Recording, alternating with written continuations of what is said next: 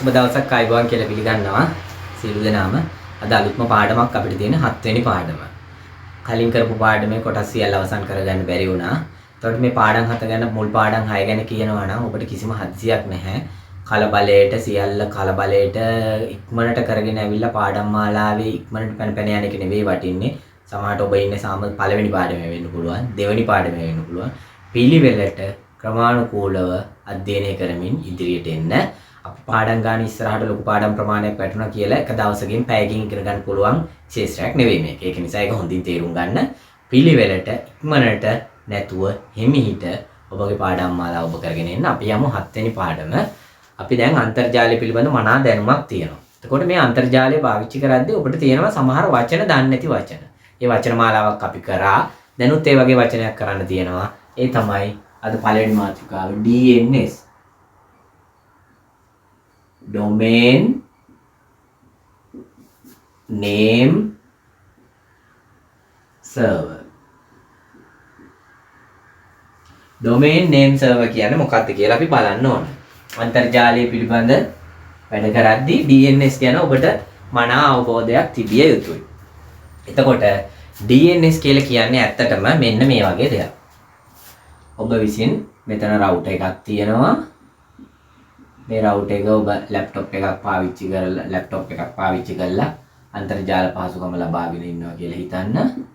එතකොට මේ පැත්තෙන් ISP-ට මොනෑම් ක්‍රමවේදයක් කරහා හෝ ඔබ සම්බන්ධ වෙලා තියෙනවා. හරි.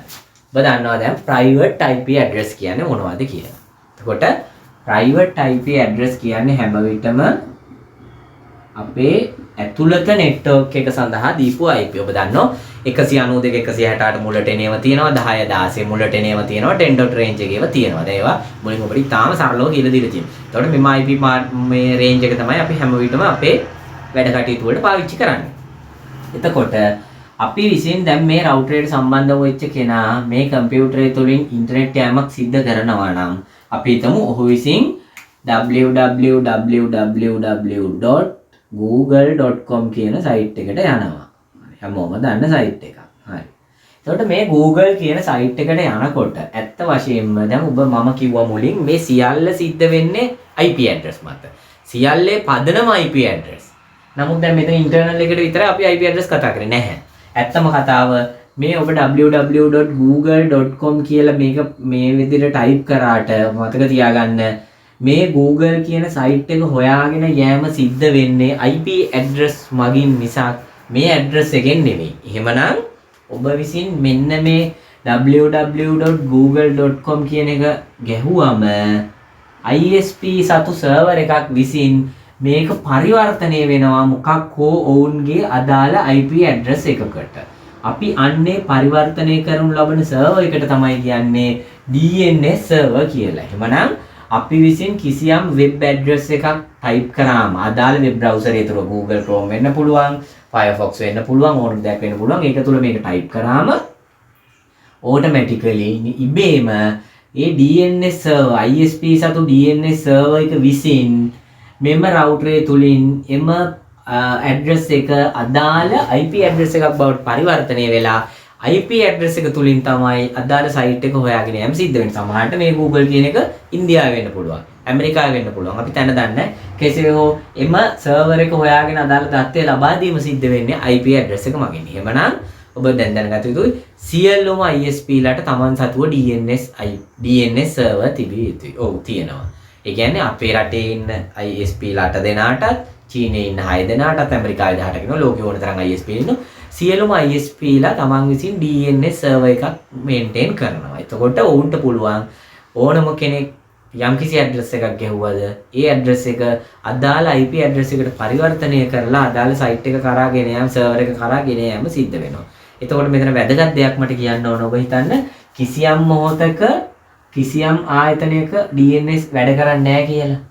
ඔබට මේ මොහොතේ ඔබ යන සයිට් එකට අදාළ IP ඇඩ්‍රස් එක මතක නම් උඩ වෙබ් ඇඩ්‍රස් එකේ www.google.com කියන ගහන තැන සියල්ලම කලොබ IP ඇඩ්‍රස් එක ගහලා එන්ටර් කිරීමක් කරන්න නිරායාසයෙන් අදාළ සයිට් එකට යනවා. එහෙමනම් අපිට ඉන්ටර්නෙට් යන්න මේ වෙබ් ඇඩ්‍රස් දැනගන්න ඕනේ නැහැ. IP ඇඩ්‍රස් දන්නව නම් අපිට ඉන්ටර්නෙට් යන්න පුළුවන් අදාළ සර්වර් එකේ.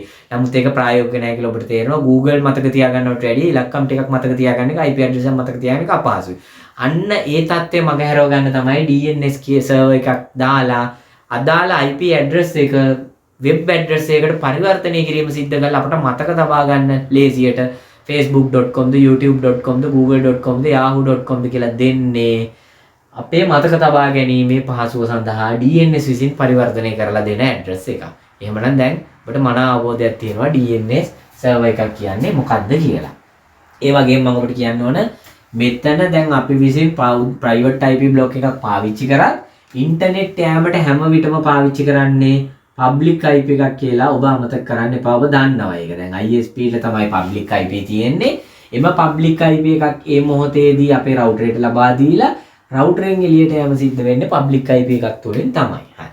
එහෙමනම් DNS කියන එක ගැන හොඳ අවබෝධයක් තියෙනවා. මොකක්ද දැන් DNS server එකක් කියලා කියන්නේ? DNS IP එකක් කියලා කියන්නේ DNS මගෙන් කරන්නේ web address එක අදාළ IP address එකට පරිවර්තනය කිරීම සිද්ධ කරන්නේ DNS domain name server එක මගින්. එහෙමනම් ඕනෑම web address එකක් අපි web address කියනවා URL කියනවා link කියනවා නේ. web address එකක් අදාළ IP address එකට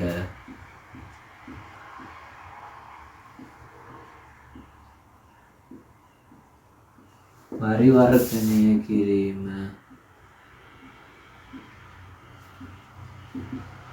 සිදු කරනුයේ මොකක් මගින්ද? DNS මගිනි. DNS කියන්නේ domain name server එක මගිනි. එහෙමනම් ඊළඟ වැදගත් කරුණ Google විසින් තමන්ගේ ලෝකෙටම DNS server IP issue කරලා තියෙනවා. එතකොට ඔබට කිසියම් ISP කෙනෙක්ගේ DNS IP සොයා ගැනීමට අපහසුතාවයක් තියෙනම් ඔබට Google විසින් දීපු අපි එකට කියනවා Open DNS එකක් කියලා. ඒක ලෝකෙටම වළංගු එකක්. ඒක තුලිනුත් ඔබට ඉන්ටර්නෙට් යෑම සිද්ධ කරන්න පුළුවන්. එහෙමනම් Google සතුව තියෙන Open DNS කියලා අපි එකට කියනවා. මේක පෝස්ට් කරලා ලියා ගන්න.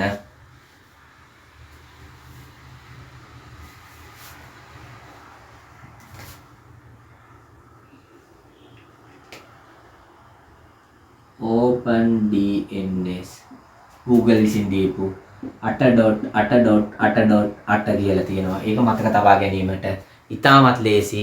මේ DNS IP මතක තියාගන්න ඔබ විසින් router එකට දැමිය යුතු නැහැ. ISP විසින් automatically අපේ router එකට issue කිරීම සිද්ධ කරනවා. හැබැයි ඔබට කිව්වා කලින් කියලා දුන්නා DHCP Dynamic Host Control Protocol කියන එකක්. අපි ඒකෙදී router එක විසින් IP අපිට automatically issue වීමට සැලැස්සුවේ නැත්නම් අපි විසින් manual IP දැමිය යුතුයි කියලා කිව්වා computer එකට. යන විදිය කිව්වා network right click properties change adapter setting ethernet right click properties internet protocol TCP IP version 4 ගිහිල්ලා එතන පේලි තුනක් ඔබ උඩ පිරෙව්වා. ඔබ බලන්න ඊට යට පේලි දෙක කොහොමද තියෙන්නේ? preferred DNS private DNS preferred DNS secondary DNS කියලා පේලි දෙකක් තියෙනවා. අන්නේ පේලි දෙක තුලට අපි ISP ආයතනයට අදාළ IP දෙක දැමිය යුතුයි. අපි ඒව දැන සිටිය යුතුයි. ඇත්තටම ඉතින් ඒක අපිට මතක තබා ගැනීමට අවශ්‍ය නැහැ. මොකද ISP මත DNS IP වෙනස් වෙනවා. එක එක ආයතන වලට එක එක DNS servers IP තියෙන්නේ. නමුත් ඔබට මේක මතක නම් පොදුවේ ඒ 8888 කියන එක යටින් දැමීම තුලින් ඔබට අන්තර්ජාලයට පිවිසෙන්න පුළුවන්. එහෙමනම් DNS IP ගැන හොඳ අවබෝධයක් තියෙනවා කියලා හිතනවා. මේ ටික පෝස්ට් කරලා ඔක්කොම ලියා ගන්න. හරි. අපි බලමු ඊළඟ මාතෘකාව NAT. මොකද්ද NAT කියන්නේ? Network Address Translation. NAT. අපි බලමු මොකද්ද NAT කියන්නේ කියලා. Network Address Translation. ඇත්තටම යමක් කියන්න ඕනේ මේ ඉගෙන ගන්න හැම දෙයක්ම මේ තියෙන දේවල් මිසක් මේ පිට නැති දේවල් නෙවෙයි. ඒ කියන්නේ මේ routers ඇතුලේ තියෙන දේවල් තමයි මේ සිද්ධාන්ත හැටියට උගන්වන්නේ. ඉස්සරහට configuration settings හදන්න ගියාට පස්සේ ඔබට තේරෙයි මේ උගන්වපු හැමදේම තියෙනව නේද කියලා. ඒතකොට මේවා ගැන දැනගෙන සිටිය යුතුයි, අවබෝධයක් තිබිය යුතුයි කටපාඩමෙන් යනවට වඩා. අපි බලමු net කියන්නේ මොකක්ද කියලා. ඉතාලම සරලව කියලා දෙන්නේ. router එකක් තියෙනවා. ඔබට මේ දක්වා මේ ප්‍රශ්නේ ඇති වෙලා නැද්ද බලන්න. සාමාන්‍ය සරල DSL router එකක් කියලා හිතමු. ISP ඉන්නවා. ISP විසින් මොකක් හෝ link එකක් හරහා අපිට අන්තර්ජාල පහසුකම ලබා දෙනවා. දැන් අපි ඉන්ටර්නෙට් යනවා. හරි. ඔබ හිතන්න මෙතන ලැප්ටොප් දෙකක් කනෙක්ට් කරලා දෙනවා. හරි. අපි ලැප්ටොප් තුනක් කියමු. හරි. ලැප්ටොප් තුනක් මේ විදිහට කනෙක්ට් කරලා තුන් දෙනෙක් එකවර ඉන්ටර්නෙට් එකම සිද්ධ වෙනවා. ඔබ දන්නවා දැන් by default company එකෙන් දාලා යනවා මෙයාට 192.168.1.1 කියලා router IP එක. ඔබ දන්නවා automatically මේවට IP issue වෙනවා. කැමති නම් manual දාගන්න පුළුවන්. මෙයා 1.2. දැන් ඒවා හොඳටම දන්නවා class C subnet එක මේ subnet mask එක මගින් අවසාන එක තමයි host එක හැටියට වෙනස් වීම සිද්ධ වෙන්නේ. ඊටාම සරලව කියලා දීලා තියෙන ආයි යලි කියන්න අවශ්‍යතාවයක් නැහැ. IP තුනක් ওই විදියට තියෙනවා. මේ රූප සටහන ඇඳ ගන්න. එතකොට දැන් අපි බලමු යම් මට තවත් දෙයක් කියන්න තියෙනවා. දැන් මේ කිසියම් A කියලා නිවසක් සලකන්න මේ A නිවස තුල මේ විදියට routers ටිකක් මේ router එකක් දාලා ඉන්ටර්නෙට් යනවා. B කියලා නිවසක් ගත්තොත් B කියලා නිවස තුලත් මේ ආකාරයටම router එකක් දාලා මේ ආකාරයටම කම්පියුටර් සම්බන්ධ කරලා ඉන්ටර්නෙට් යාම සිද්ධ වෙනවා. එතකොට මේ IP එකත් 192.168.1.1 මේ කම්පියුටර්ස් වලටත් අර විදියටම 1.2 ලෙස දෙනවා. හරි. එතකොට ඔබට මේ දක්වා මේ ගැටලුව ඇති වෙලා නැද්ද? දැන් අන්තර්ජාලය හරහා අපි සියල්ලම එකට සම්බන්ධ වෙනවා. මම ඔබට කියලා තියෙනවා network එකක් ඇතුළත එකම IP එක හැම විටම එක උපකරණයකට පමණයි තියෙන්න පුළුවන්. host එක වෙනස් වෙන්න host එක එකිනෙකට හැම විටම වෙනස් වෙන්න ඕනේ. එහෙම නොවුනොත් IP conflict එකක් වෙනවා පුවා. එක උඩ යෑමක් සිද්ධ වෙනවා පුවා. කම්පියුටරේට වැරදිට දාලා බලනකොට ටක් ගාලා කම්පියුටරේ කියනවා IP conflict එකක් ඇවිල්ලා කියලා. එතකොට දැන් ඔබට මේ ගැටලුව ඇති වෙන්නේ නැද්ද? මේ A කියන නිවසත් අන්තර්ජාලයට සම්බන්ධයි B කියන නිවසත් අන්තර්ජාලයට සම්බන්ධයි.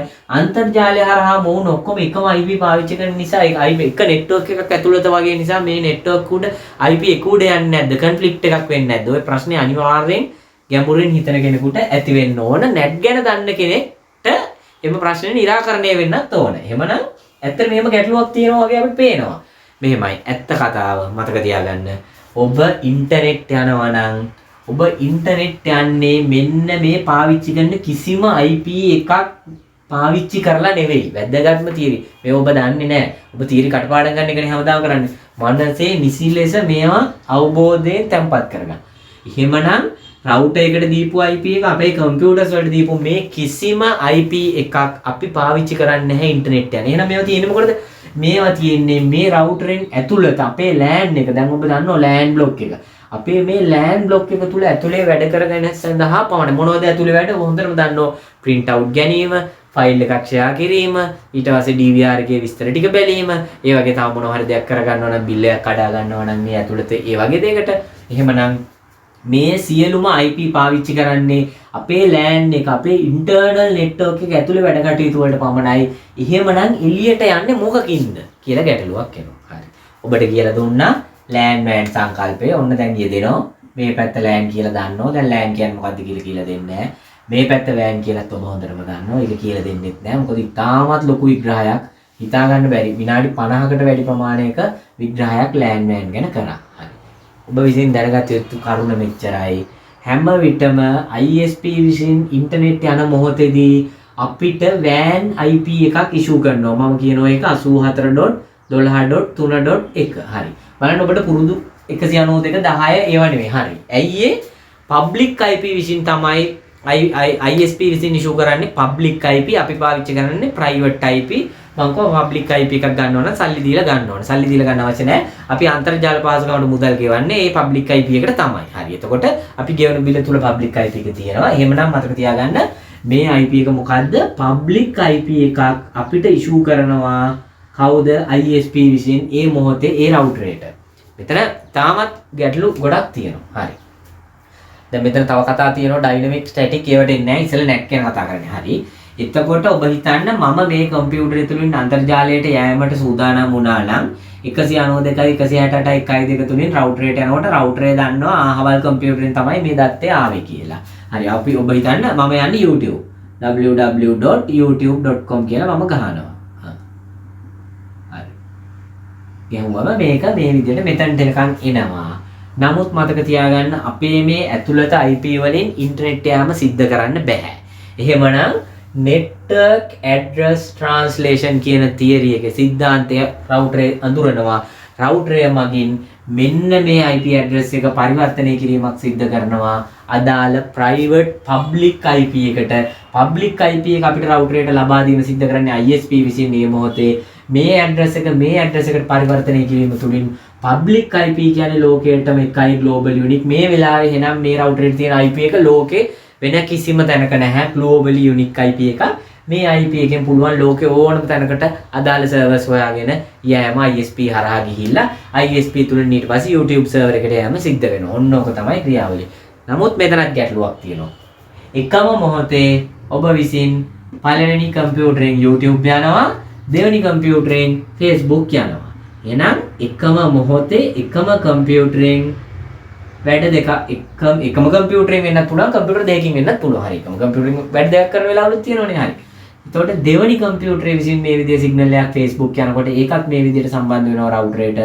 රවුටරේ විසින් එළියට යෑම ඉන්ටර්නෙට් එකට යන්නේ public IP එක තුලින් network address translation NAT කියන තියරි යටතේ. එහෙනම් මෙයා එළියට මේ IP එක හරහා යනවා. ඔන්න ගැටලුව. එකම මොහොතේ එක IP එකකින් දෙන්නෙක් ගෙන යෑම සිද්ධ කරන්නේ කොහොමද? ප්‍රශ්නයක් තියෙනවා. හරි. එහෙමනම් දැන් ඔබ පළමුව අවබෝධ කරගන්න NAT කියන්නේ network address translation. අපි විසින් පාවිච්චි කරනු ලබන private IP address එක public IP එකකට පරිවර්තනය කිරීම සිද්ධ කරනවා NAT මගින්. එක විට දෙන්නේ කියන්නේ කොහොමද කියලා ඊට පස්සේ බලමු. NAT කියන්නේ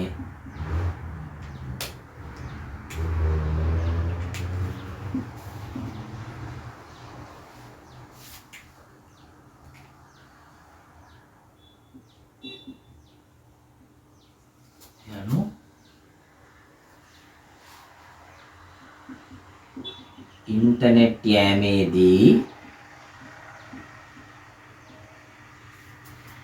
private IP එක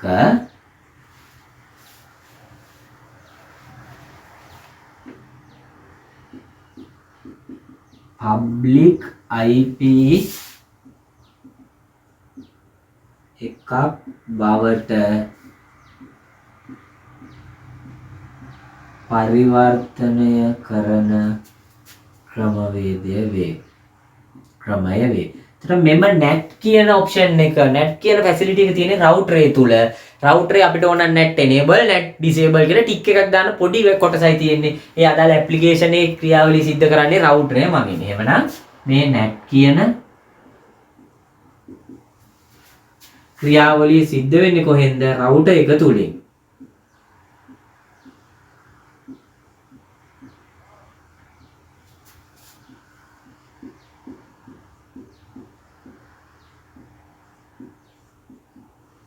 හරි. දැන් ඔබට හොඳ අවබෝධයක් තියෙනවා NAT ගැන. මින් ඉදිරියට මේ නෙට්වර්කින් ක්ෂේත්‍රයේ NAT කියන්නේ මොකක්ද කියලා හැමදාටම දැනගෙන සිටිය යුතුයි. එහෙනම් අපි පාවිච්චි කරන නැවතත් කියනවා private IP එක එළියට යන්නේ public IP එකකින්. public IP එක දෙන්නේ ISP විසින්. රවුටරේ තුලදී දෙන private IP එක public IP එකට පරිවර්තනය කිරීම තමයි NAT කියලා කියන්නේ. රවුටරේ තුල තමයි මේ ඔප්ෂන් එක තියෙන්නේ. රවුටරේ විසින් එක පරිවර්තනය කළා අපි එළියට යෑම සිද්ධ වෙන්නේ NAT වලින් public IP එකක් කරහා. ඒ මොහොතේ අපිට දෙන public IP එක global unique ලෝකෙටම එකයි අපිට විතරයි තියෙන්නේ. ඒ මොහොතේ හරි මේක පොස්ට් කරලා ලියා ගන්න. හරි දැන් අපි යනවා තවත් මාතෘකාවකට.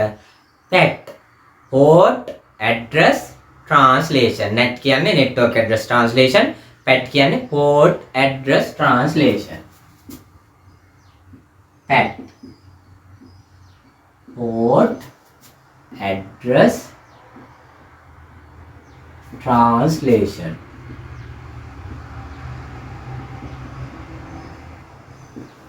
අපි බලමු මොකද්ද PAT කියන්නේ කියලා. දැන් NAT ගැන කතා කරොත් dynamic NAT, static NAT, NAT and PAT කියලා ගොඩක් තියෙනවා. ඒවා අපිට ඉහළ Cisco router configuration වලට යටතේ ගොඩක් ඉහළ පාඩම් වල තමයි ඉගෙන ගන්න වෙන්නේ. දැනට ඔබට මේ NAT ගැන මේ තියෙන දැනුම ප්‍රමාණවත් සාමාන්‍ය router එක ඔබේ වැඩ කටයුතු කරගන්න. අපි බලමු PAT කියන්නේ මොකක්ද කියලා. හරි.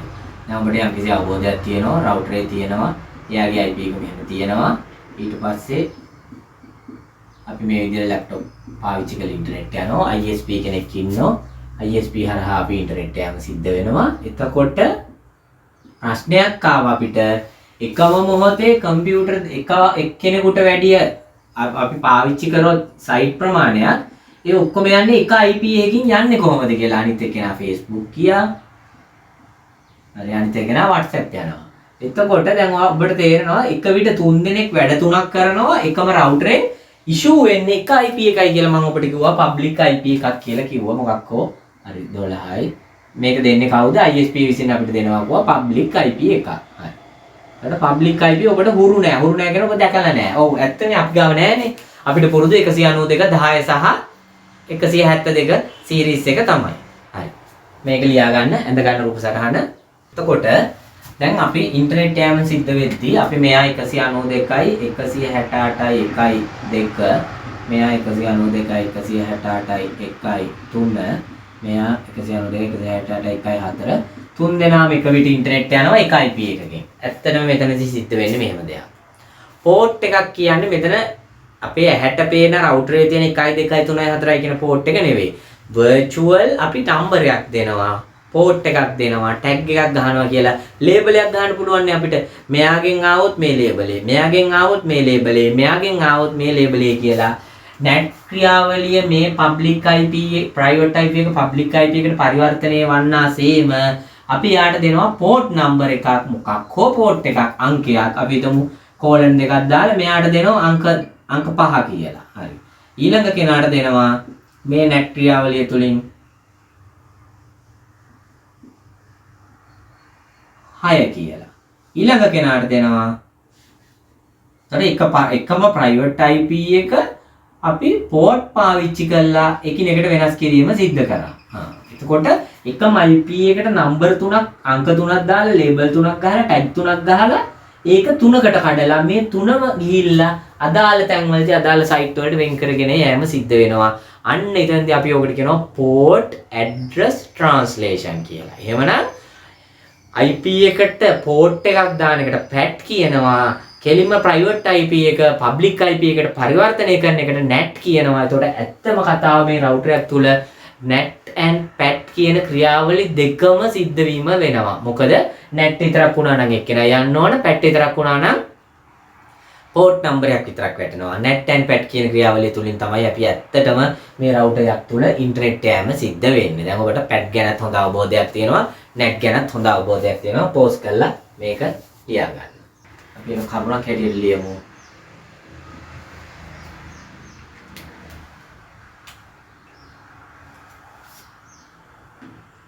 එහෙනම් pat කියන්නේ ඉන්ටර්නෙට් යෑමේදී මොකද්ද ඉන්ටර්නෙට් යෑමේදී private IP එක public IP එකකට පරිවර්තනය වන විට IP එකට port number එකක් යෙදීම වේ. එතකොට ඒකෙන් වෙන් කරලා අපිට අඳුර ගන්න පුළුවන්. අහවල් IP එකට අහවල් port එක, අනිත් IP එකට අනිත් port එක, අනිත් IP එකට අනිත් port. ඔය ක්‍රියාවලිය සිද්ධ වෙන්නේ router එක තුල. එහෙනම් pat NAT කියන ක්‍රියාවලිය දෙකටම අදාළ option ටික තියෙන්නේ router එක තුල. IP ලබා දීම ISP විසින් මේ මොහොතට අදාළ IP එකක් ලබා දීම සිද්ධ කරනවා. හරි. එහෙමනම් pat කියන ක්‍රියාවලිය සිද්ධ වෙන්නේ router එක තුල කියලා දැනගෙන ඉමුනේ NAT and pat. දැන් හොඳ අවබෝධයක් ඔබට තියෙනවා හැම දෙයක් ගැනම. pat ක්‍රියාවලිය සිද්ධ වෙන්නේ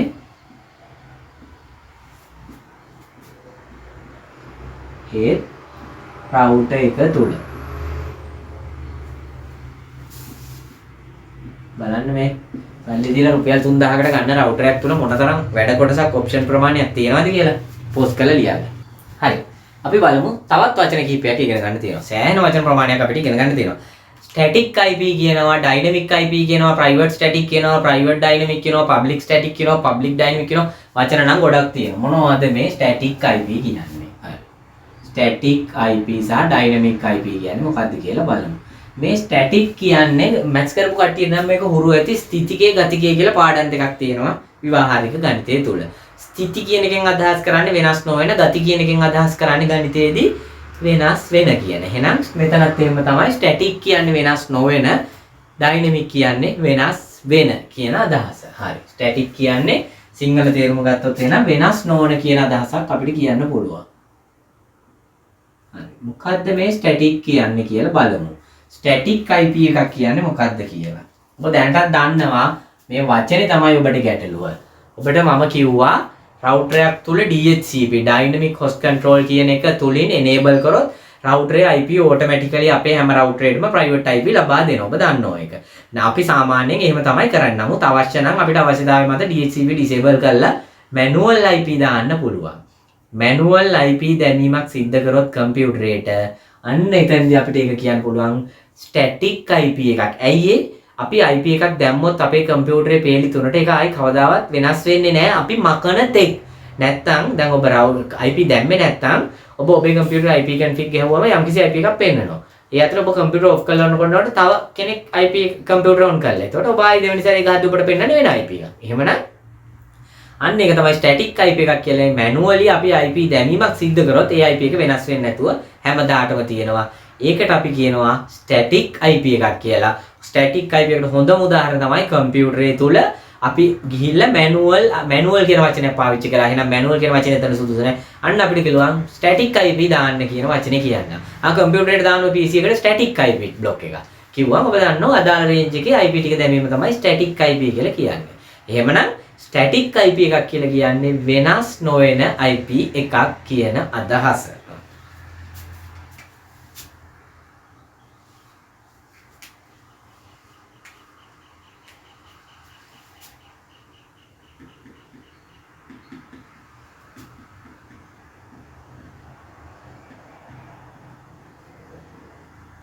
යනු වෙනස් නොවන IP address වේ. උදාහරණ මොනවද? example හැටියට කියන්න පුළුවන් PC එකක් තුලට මොකද්ද manual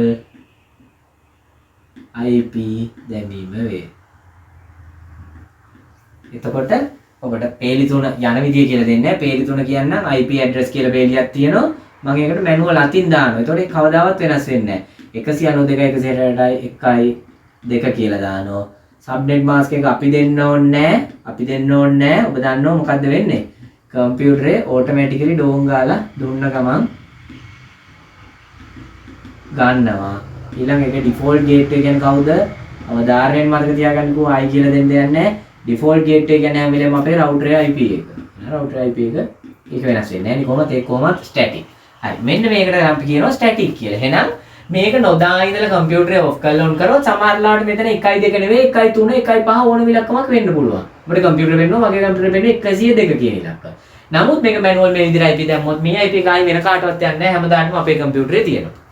ඒ වගේම මේ IP මොනවද? private IP කියලා ඔබ දැන් හොඳටම දන්නවා 192.168 මුලට එන්නේ. එහෙමනම් මේ මොනවද? static private IP කියලාත් අපිට ඕන නම් හඳුන්වන්න පුළුවන්. හරි. දැන් ඔබ static IP ගැන මන අවබෝධයක් තියෙනවා. මේක පොස් කරලා ලියාගන්න. දැන් බලමු dynamic IP. dynamic කියන්නේ එහෙනම් වෙනස් වන.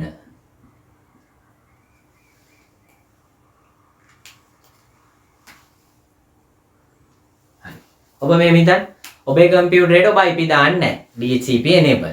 IP config ගහුවම IP එකක් පෙන්නනවා. මම කම්පියුටරේ ඔෆ් කරලා on කරනවා. ඒ අතරේ මට කලින් තවත් කෙනෙක් කම්පියුටරයක් on කරලා තියෙනවා. ඒ වෙලාවේ මගේ IP එක ඒකට ගිහිල්ලා. එහෙනම් එක මොහොතකදී බැලුවම තියෙනවා මගේ කම්පියුටර් IP එක 192.168.1.2 කියලා. ඊළඟ සැරේ බලනකොට 192.168.1.3 කියලා දෙනවා. එහෙනම් මොහොතින් මොහොත IP එක වෙනස් වෙලා. එහෙනම් මොහොතින් මොහොත IP එක වෙනස් වෙනවා නම් අපි ඒකට කියනවා dynamic IP එකක් කියලා. වෙනස් වෙන IP වලට අපි කියනවා dynamic IP කියලා. එතකොට හරි ඒක උදාහරණ ලියාගෙන බලමු. එතකොට යම් dynamic IP යනු මොකද්ද? මොහොතින් මොහොත එකිනෙකට වෙනස් වන IP address වේ.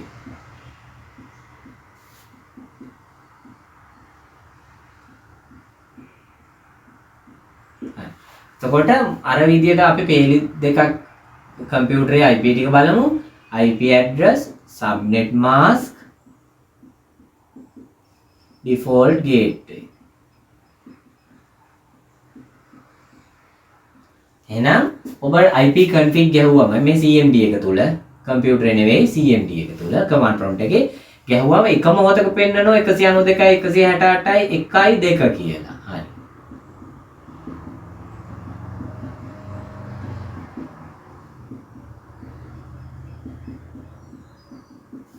ආයි පැයකට පසු මේ පැයකට පස්සේ ගහනවා කම්පියුටර් ඔෆ් කරලා ඔන් කරලා පැයකට පස්සේ ගැහුවම පෙන්නනවා 192යි 168යි 1යි 3 සබ්නෙට් එක වෙනස් වෙලා නැහැ. සබ්නෙට් එක වෙනස් වෙන්න බෑ. ඇයි? තියරි වෙනස් වෙන්න බෑනේ. රවුටර් මේ IP එක වෙනස් වෙන්න පුළුවන්ද? රවුටර් IP එක වෙනස් වෙන්න බෑ. ඔබ දන්නවා කම්පැනියෙන් දාලා එවන්නේ කොටල එවන්නේ අපිට දාලා එවන IP එකක් මේක. ඒක වෙනස් වෙන්නේ නැහැ. අවශ්‍ය නම් වෙනස් කරන්න පුළුවන්. ඉබේ වෙනස් වෙන්නේ නැහැ. නමුත් අපේ කම්පියුටරේට ඉෂුව කරන IP එක මේ මොහොතේ මං හිටියා. මෙන්න පැයකට පස්සේ මං කම්පියුටර් ඔෆ් කරලා ඔන් කරා. මගේ IP එක වෙන කෙනෙක් කරා. මෙන්න තව එකකින්. එහෙනම් මෙන්න මේවට කියනවා ඩයිනමික් IP කියලා. හැබැයි රවුටරේ ගේට්වේ IP එක කවදාවත් ඩයිනමික් වෙන්නේ නැහැ. ඒක මොහොතින් මොහොත වෙනස් වෙන්නේ. යාට කම්පැනියෙන් දාලා එවන IP එක සබ්නෙට් මාස්ක් එක කවදාවත් වෙනස් වෙන්නේ නැහැ. තියරිය වෙනස් වෙන්නේ නැති නිසා. අප දන්නවා ක්ලාස් C නම් 255.3.0. IP බේස් එක මේක තියෙනවා නම් IP බ්ලොක් එක ක්ලාස් C වල සබ්නෙට් මාස්ක් එක අනිවාර්යෙන් ක්ලාස් C වල තියෙන්න ඕනේ. ඒක වෙනස් වෙන්නේ නැහැ. එහෙමනම් ඩිෆෝල්ට් ගේට්වේ සබ්නෙට් මාස්ක් කියන ඒවා හැමදාම ස්ටැටික් තමයි. හැබැයි කම්පියුටරේ IP එක ඩයිනමික් වෙන්න පුළුවන්. එහෙනම් ඔන්න ඔබට දැන් හොඳ අවබෝධයක් ආව ඩයිනමික් IP. එහෙනම් මෙන්න මේවට කියනවා ඩයිනමික් IP කියලා. ඒ වගේම මම මේකට කියනවා ප්‍රයිවට් ඩයිනමික් කියලා. ඇයි ඒ? ප්‍රයිවට් IP ගැන ඔබ දන්නවා. Private dynamic IP. Private IP තමයි අපි මේ පාවිච්චි කරන්නේ. පබ්ලික් IP කොහෙද එන්නේ? පබ්ලික් IP අපිට අහුවෙන්නේ ඉන්ටර්නෙට් යනකොට පමණමයි කියලා මතක තියාගන්න. ඒවා සල්ලි වලට ගන්නෙ. ඒකට සල්ලි ගෙවුවේ නෑනේ. ඔබ සල්ලි ගෙවන්නේ ඔය පබ්ලික් IP එකට තමයි මේ අදාළ ආයතනයට ගිහිල්ලා බිලක් ගෙවනවනේ. ආන්නේ බිල ගෙවන්නේ ඔය පබ්ලික් IP එකටත් එක්කම තමයි. මොකද ඔබට පබ්ලික් IP එකක් ගන්න වෙන ක්‍රමයක් නැහැ. ISP කෙනකින් අරගෙන සිල්ලර කඩේකට ගිහිල්ලා ගන්න බෑනේ. විදුලි සංදේශ නියාමන කොමිසම් සභාව සතුව ප්‍රයිවට් පබ්ලික් IP තියෙනවා. හැබැයි තිබුණා කියලා ඒගොල්ලන්ගෙන් සල්ලි දීලා අර මොනව කරන්නද? අපිට ISP කෙනෙක්ගෙන් තමයි ගන්න ඕනේ. ඒගොල්ලෝ තමයි ISP ට ඉෂුව කිරීම සිද්ධ කරන්නේ මේ පබ්ලික් IP. හරි. එහෙනම් දැන් ඔබ ප්‍රයිවට් ස්ටැටික් ප්‍රයිවට් ඩයිනමික් කියන දෙකම ඉතාමත් හොඳින් දන්නවා. අපි බලමු පබ්ලික් ඩයිනමික් පබ්ලික් ස්ටැටික් කියන්නේ මොනවද කියලා යම්කිසි අවබෝධයක් ගන්න පෝස්ට් කරලා ලියා ගන්න. ඔබ මේ තරම් සරලව IP ඇඩ්‍රස් කරලා තියෙනවාද කියලා ඔබම පොඩ්ඩක් කල්පනා කරලා බලන්න. ආයි මම වචන හතරක් ලියනවා. ප්‍රයිවට් මේවා ලියන්නේ මේ ඔබට දන්නේ නැති නිසා පැටලෙන නිසා. අපේ ක්ෂේත්‍රය තුල 99% මේ වචන වැරදි පාවිච්චි කරනවා. ඔබ ඔෆිස් එකකට ගිහිල්ලා ටෙලිකමියුනිකේෂන් ෆීල්ඩ් එකට අදාළ ISP කියන ආයතනේ ෆ්‍රන්ට් ඔෆිස් එකකින් නිකන් අහනවා මට ප්‍රයිවට් ස්ටැටික් IP එකක් දෙන්න, පබ්ලික් ස්ටැටික් IP එකක් දෙන්න කියලා පොඩ්ඩක් පටලවලා අහන්න. නිසි උත්තරයක් ලැබෙනවද බලන්න ඔක්කොම පැටලෙනවා. ඒ කියන්නේ නිසි අවබෝධයක් නැහැ. ඔබට එහෙම වෙන්න බෑ. Private static IP, private dynamic IP මේ වචන හතරක්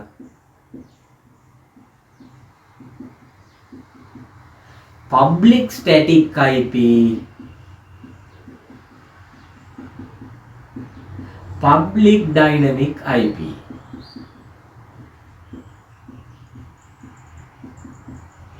වචන හතරම ඉගෙන ගන්න ඕන. උදාහරණ වලින් මතක තියාගත්තොත් ලේසි. private dynamic එකකට සරලම උදාහරණය කම්පියුටරයක් තුලට IP නොදැමීම. IP config ගැහුව command prompt එකේ එක මොහොතක එක IP එකක් පෙන්නනවා, තවත් මොහොතක තව IP එකක් පෙන්නනවා. අන්න එහෙමනම් PC එකක IP බැලීම කියලා කියන්න පුළුවන් command prompt එක තුලින් මොහොතින් මොහොත එක කම්පියුටර් ඔෆ් කරලා on කරාම වෙනස් වෙනවා dynamic IP එක. private static IP එකට මොකද්ද හොඳම උදාහරණය? කම්පියුටරේ තුලටම manual IP දැමීම. manual IP එකක් දැම්මොත් ඒ කම්පියුටර් IP එක සදාහට මේ දාපු IP එක ආයි මකනකම් අපි හිතන්ට ගිහිල්ලා mouse එක keyboard එක පාවිච්චි කරලා මකලා වෙන එකක් ලියන තාක්කල් ඒ IP එක කම්පියුටරේ තුල තියෙනවා. එහෙනම් ඒකට හොඳම උදාහරණේ private static IP එක. එතකොට public ඔන්න public කිව්ව ගමන් ISP මතක් වෙන්න ඕන. public IP ගෙවල් වල නෑ, පොතේ නෑ, නේ කොහෙවත් නෑ. ඒවා තියෙන්නේ ඒගොල්ල ගාව ISP සතුව. එහෙනම් අපේ රටේ නම් අපේ ISP ලට දෙනා ගාව විතරයි පබ්ලික් තියෙන්නේ අපිට ඕන සල්ලි දීලා ගන්න පුළුවන්. හරි. එහෙමනම් ඔබ ඉන්ටර්නෙට් යන වෙලාවට ඔබේ රවුටරයට පබ්ලික් IP එකක් දෙනවා කියලා කිව්වා. ඉතාමත් සාවධානව අහන්න. ඉතාමත් වැදගත් කරුණක් මේ කියන්නේ. ඔබ ඉන්ටර්නෙට් යන වෙලාවට ඔබට පබ්ලික් IP එකක් ඉෂුව කරනවා. එකයි නැට් ඇන්ඩ් පැඩ් පාවිච්චි කරලා එකපාරට කම්පියුටර් ගොඩක් ඉන්ටර්නෙට් ගියත් ලොකු ප්‍රමාණයක් එකයි ඔබට දෙන්නේ. ඒකෙන් තමයි ඉන්ටර්නෙට් යන්නේ. ඔබ හිතනවාද මේ IP එක සදාහටම ඔබට දෙනවා කියලා? නෑ. කිසිම ISP කෙනෙක් සදාහටම ඔබට IP එකක් දෙන්නේ නෑ. එහෙම වුණොත් ඔබ කම්පියුටරේ ඕෆ් කරලා රවුටරේ ඕෆ් කරලා ඉන්ටර්නෙට් නොවන වෙලාවට ඔබ වෙනුවෙන් වෙනමම IP එකක් assign කරලා තියන්න ඕන. ඔබට dedicated IP එකක් දෙන්න ඕන කියලා කියනවා. වෙනමම ඔබ වෙනුවෙන් IP එකක් දෙන්න ඕන. එහෙම දෙන්න බෑ. එහෙම වුණොත් රටේ ජනගහනය කෝටි 2යි ඕකෙන් ඉන්ටර්නෙට් යන යම් කිසි ප්‍රමාණයක් ඇද්ද හැමෝම මනුස්ස ජනගහනයට හරියන පබ්ලික් IP තියෙන්න ඕනේ. එහෙම කරන්න බෑ. මොකද මේ ISP විසින් මේ පබ්ලික් IP මිලදී ගැනීමක් කරන්නේ විදුලි සංදේශ නියාමක කොමිෂන් සභාවෙන්. විදුලි සංදේශ නියාමක කොමිෂන් සභාවත් අදාළ ඉන්දියාවෙන් ගන්නවා. ඉන්දියාව අයනායක විසින් දෙනවා. ඒකට අපි මේ IP සල්ලි වලට ගන්න. එහෙමනම් මේක මොකද්ද? මේක හරියට ඉන්ෂුරන්ස් කම්පැනියක් ගැන හිතන්න. වාහන ඉන්ෂුරන්ස් කම්පැනියක් අපි වාහන ඉන්ෂුරන්ස් කරනවා. ඒකට ඔබට කියන්න පුළුවන් මේ ඉන්ෂුරන්ස් කම්පැනි වලට මාර පාඩුයි නේ මේ වාහන හැප්පෙනකොට අපිට සල්ලි ගෙවනවානේ. හරි. වාහන 100ක් ඉන්ෂුරන්ස් කරොත් අපි තුන් රුපියල් 50000 ගානේ ෆුල් ඉන්ෂුරන්ස් 100 දෙනෙක් බැන්දොත් ඔය 100 දෙනාගේම වාහන හැප්පෙන්නේ නැහැ. ඔතනින් වාහන 10ක් හැප්පෙයි. එහෙනම් වාහන 10කට මුදල් ගෙව්වා තව 190ක මුදලක් ඔවුන්ට ඉතුරු වෙලා. ඔක තමයි සිද්ධාන්තය. එහෙමනම් පබ්ලික් IP 100ක් පාවිච්චි කරනවා නම් 100ට IP 100ක් වෙන් කරන්නේ නැහැ. IP 50ක් 20ක් තියෙනවා. මොකද 100 දෙනාම එකම මොහොතේ පාවිච්චි කිරීම සිද්ධ කරන්නේ නැති නිසා. මම ඉන්ටර්නෙට් යන වෙලාවේ මට පබ්ලික් IP එකක් ඉෂුව කරනවා. මම මගේ රවුටරේ ඔෆ් කරන්න යම් මොහොතකද මට මගේ IP එක අරගෙන තවත් කෙනෙකුට ඉෂුව කරනවා.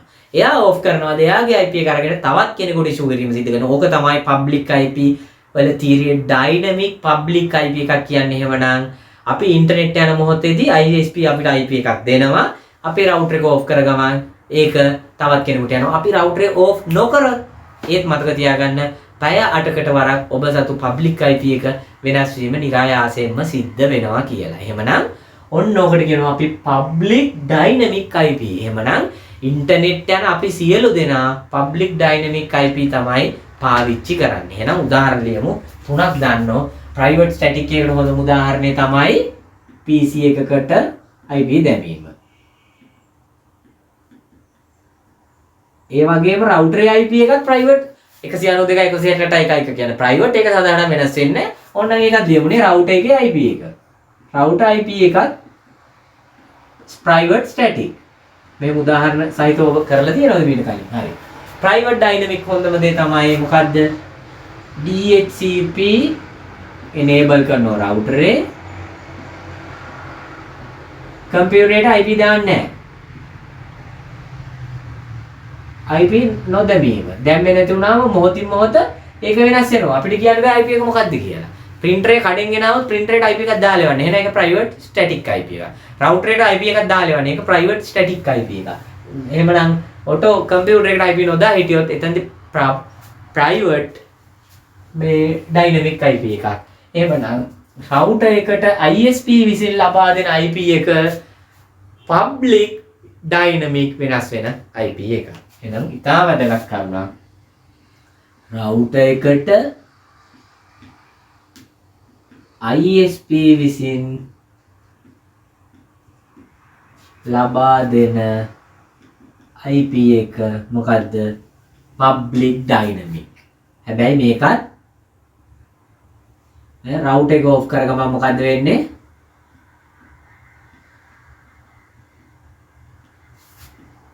වෙනත් කෙනෙකුට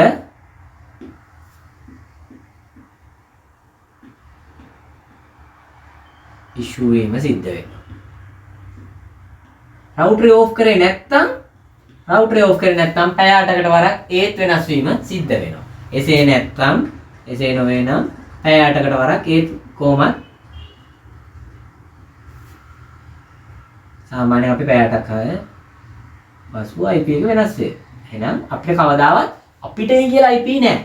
public IP නැහැ. private තියෙනවා.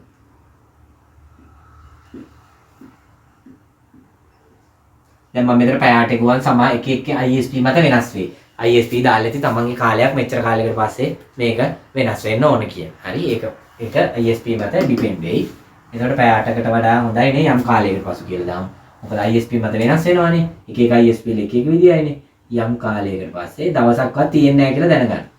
යම් කාලයකට පසු වෙනස් වෙනවා. හරි. දැන් එතකොට ඔන්න වැදගත් ප්‍රශ්නයක් ඉතුරුනා public static IP. එහෙමව තියෙද ලෝකේ? දැන් මං කිව්වා අපිට IP දෙනවා දේව දෙන්නේ මොහොතකට විතරයිනේ. ආයෙ එක ගන්න ඕනේ. ඔව් ඇත්ත. තියෙනවා. public static IP තියෙනවා. public static IP එකක් ගන්න සාමාන්‍යයෙන් ලොකු වැඩකට. ඇයි ලොකු වැඩක් කියන්නේ? ගොඩක් පොඩි වැඩවලට, Zoom වලට, ඉන්ටර්නෙට් යන්න, ගෙදර පාවිච්චියට පොඩි බිල් ගෙවන අය static IP ගන්න නැහැ. ඒකට හේතුව මේකට විශාල මුදලක් ගෙවන්න ඕනේ. සැලකිය යුතු මුදලක් ගෙවිය යුතුයි. එහෙමනම් ගන්න පුළුවන්ද? පුළුවන්. කොහෙන්ද ගන්නෙ? කඩෙන්ද? නැහැ. ISP එකේ. ඔබ ඕනෑම ISP කාර්යාලයකට ගිහිල්ලා ප්‍රධාන කාර්යාලයකට වගේ පොඩි ෂොප් වලින් බැරි වෙනවා. මට public හරි වචන පාවිච්චි කරන්න. private static නිකන් static කියන්න එපා. හරි වචනේ පාවිච්චි කරන්න. මට public static IP එකක් අවශ්‍යයි කියලා කියන්න. එතකොට කියයි ඔබට හරි ඒ පැකේජ් එක එහෙමනම් ඒක ගන්න නම් ඔබට මේ පැකේජ් එකට යන්න වෙනවා මිල මෙච්චරයි. ගානත් ඒ වගේම තමයි. මම ගාන දන්නේ නැහැ. ආයතනයෙන් ආයතනයක වෙනස් වෙනවා. විශාල මුදලක් ගෙවලා ඔබට public IP එකක් ගන්න පුළුවන් වෙනස් වෙනවා. ඇයි මොකටද මේක ගන්නෙ?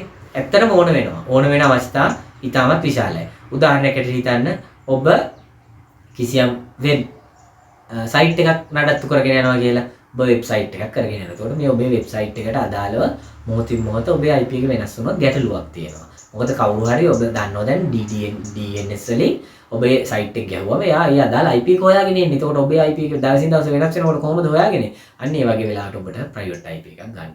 public IP එකක්, public static IP එකක් ගන්න වෙනවා. තව ඔබ මෙහෙම හිතන්න.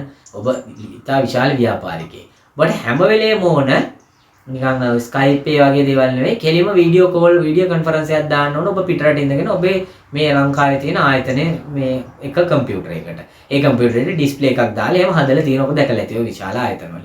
එතකොට ඔහුට පුළුවන් ඔහුගේ IP එක මගින් කෙලින්ම ලෝකේ ඕනෑම තැනක ඉඳලා මේ පබ්ලික් IP එකට ලොග් වෙන්න.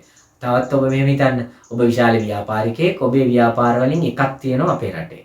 තවත් එකක් තියෙනවා එංගලන්තේ. එංගලන්තේ බිල් ඒ අදාළ ව්‍යාපාරවල බිල් කඩන බිල් මැෂින් එකට බිලින් සර්වර් එකට ඔබට ලොග් වෙලා බලන්න ඕනේ ඒකේ අද දවසට කොච්චර කලෙක්ෂන් කරාද අද කොච්චර බිල් කැඩුණා කොච්චර ආදායමක් තියෙනවද කියලා. ඒ වගේ වෙලාවට ඔබ එංගලන්තේ තියෙන එකට දානවා public IP එකක් ගන්නවා public static IP. ඒතකොට ඒ IP එක වෙනස් වෙන්නේ නැහැ. ඔබට එතකොට ඕනම තැනක ලංකාවේ ඉඳගෙන අර public IP එක හරහා කම්පියුටර් එකට ලොග් වෙලා ඔබේ විස්තර බැලීම සිද්ධ කරන්න පුළුවන්. අන්න ඒ වගේ ක්‍රියාවලිය public IP එකක් මගින් වෙනස් කරන්න පුළුවන්. එහෙමනම් public static IP එක ඉතා වැදගත් මිලාදිකයි හැමෝටම කරන්න බෑ ලොකු මුදලක් ගෙවලා තමයි ISP එකෙන් අපි ඒක ලබා ගැනීම සිද්ධ කරන්න ඕනේ. එහෙනම් public IP එකක් අපිට ලියන්න පුළුවන් මොකද්ද? ISP මගින් router එකට public IP එකක් මිලදී ගැනීම. මිලදී ගැනීම නිකන් නෙවෙයි සල්ලි වලට. එහෙනම් ISP මගින් ISP තමයි දෙන්නේ මගින් router එකට public IP එකක් මිලදී ගැනීම. public static. අන්න එතකොට ඒක සඳහටම වෙනස් වෙන්නේ නැහැ.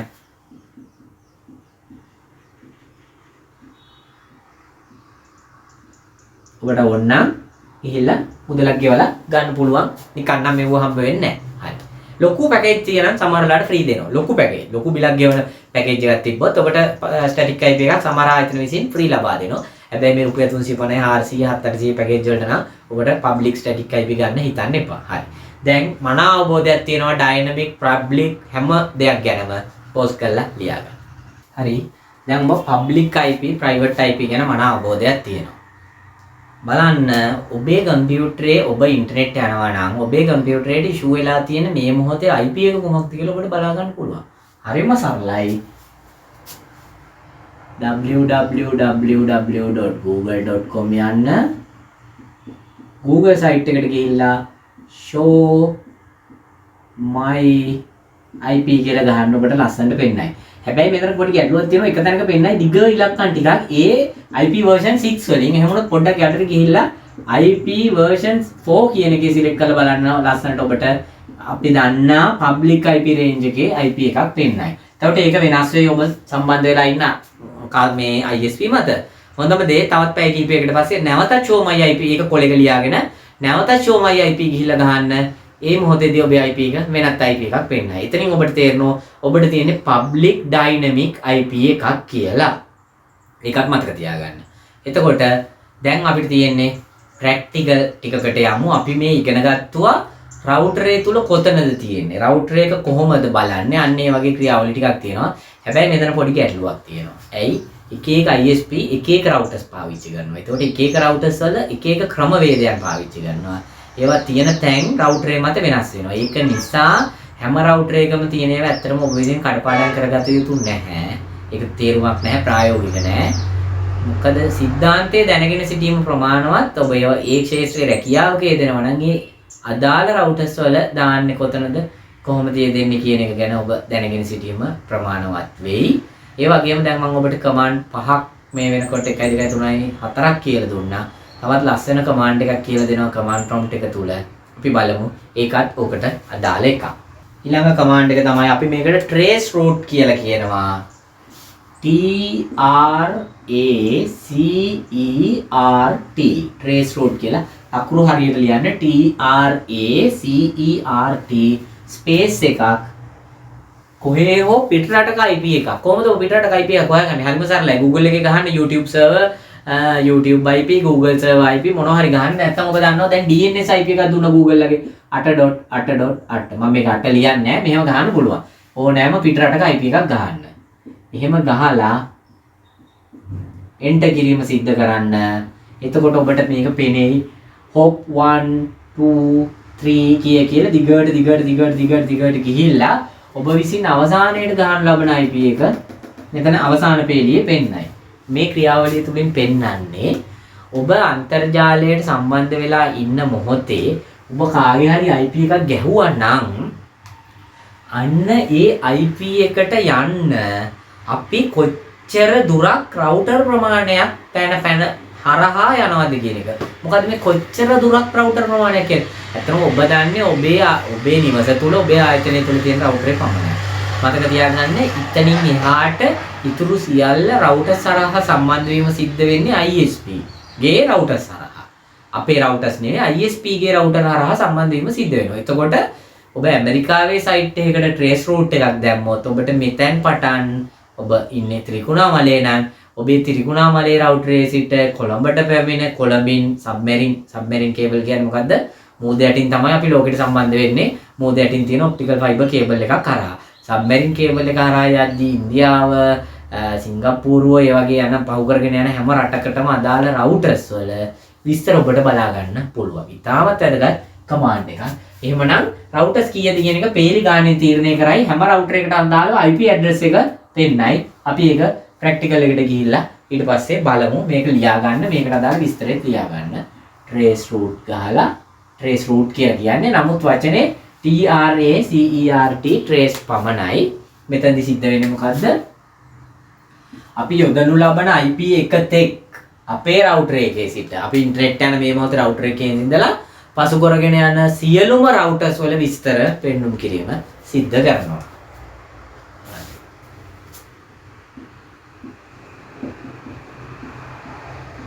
මේක විශේෂයෙන් පිටරට එකක් ගහන්න වෙන IP එකත් එක් අපගේ රවුටර් එකේ සිට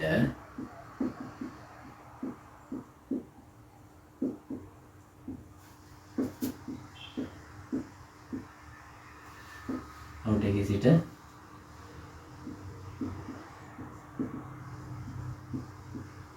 පසු කරගෙන යන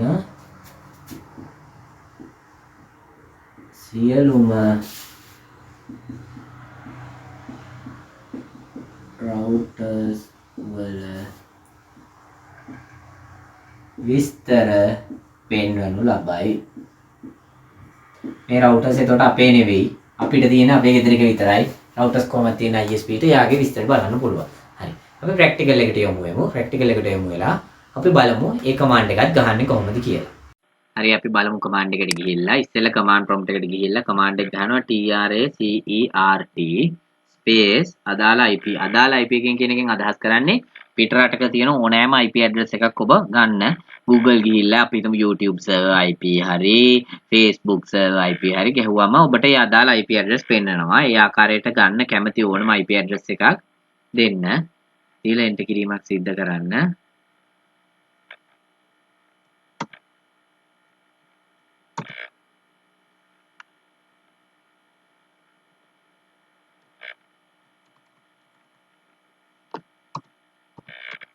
පළවෙනියට දුන්න IP එක අපිට පේනවා. පෙන්눔 කරේ නැහැ. අපි දෙවෙනි IP එක දීලා බලමු.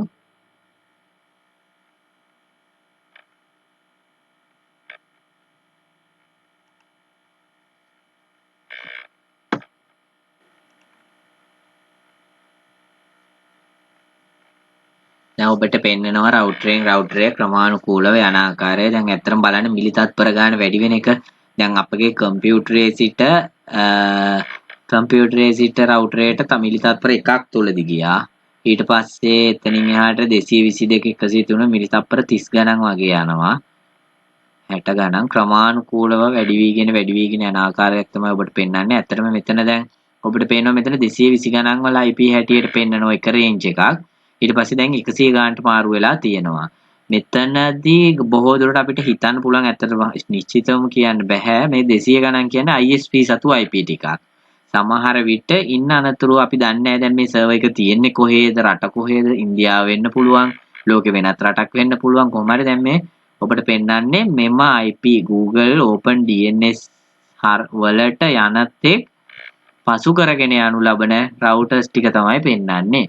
දැන් මිලි තත්පර 81ක කාලයක් ගිහිල්ලා තියෙනවා එක router එකකට 70 ගණන් දැන් යනවා පේනවා ක්‍රමානුකූලව IP වෙනස් වෙනවා. බොහෝ විට අපිට හිතන්න පුළුවන් මේ එක රටක් තුල එක රේන්ජ් එකක් වගේ පවතිනවා කියලා. ඔන්න අවසානයේ නමත් සමග ආවා.